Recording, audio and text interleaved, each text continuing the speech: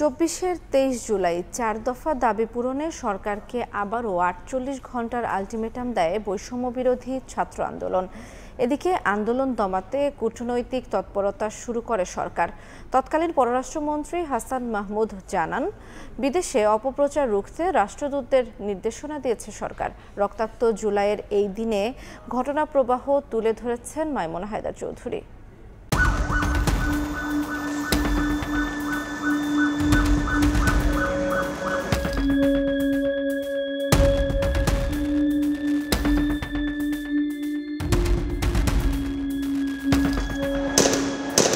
গত বছরের এই দিনে আন্দোলন দমাতে নানান কূটকৌশলে নামে আওয়ামী লীগ সরকার। তারই অংশ হিসেবে বিদেশি মিশনগুলোকে ভুল বার্তা দিতে থাকে তখনকার পররাষ্ট্র মন্ত্রণালয়। ঘটনার ভিন্ন বয়ান হাজির করেন তারা।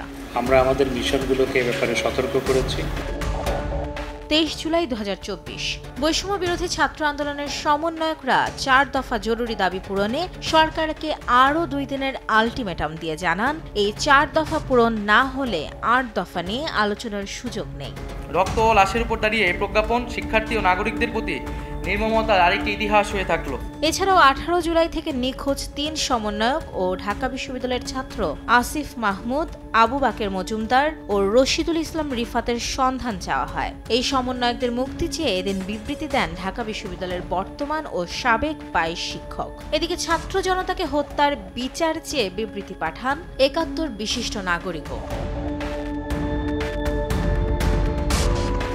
এর আগে বিদেশি কূটনীতিকরা দেশের পরিস্থিতি নিয়ে উদ্বেগ জানালে রাষ্ট্রীয় সম্পদ ধ্বংসের চিত্র বিদেশি কূটনীতিকদের ঘুরে দেখানোর পদক্ষেপ নেয় পররাষ্ট্র মন্ত্রণালয়। হাসান মাহমুদ জানান, গুজব প্রতিরোধে কাজ করছে বিদেশের মিশনগুলো।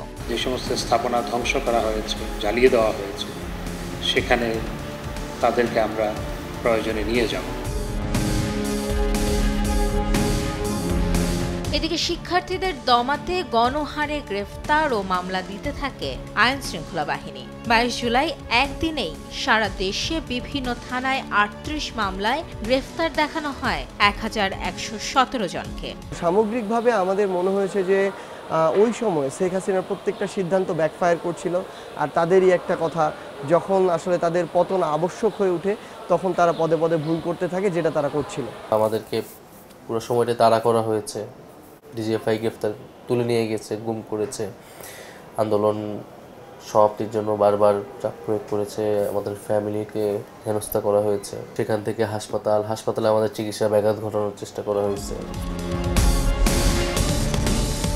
কিন্তু কোনো হুমকি আর হুঁশিয়ারি দমাতে পারেনি শিক্ষার্থীদের।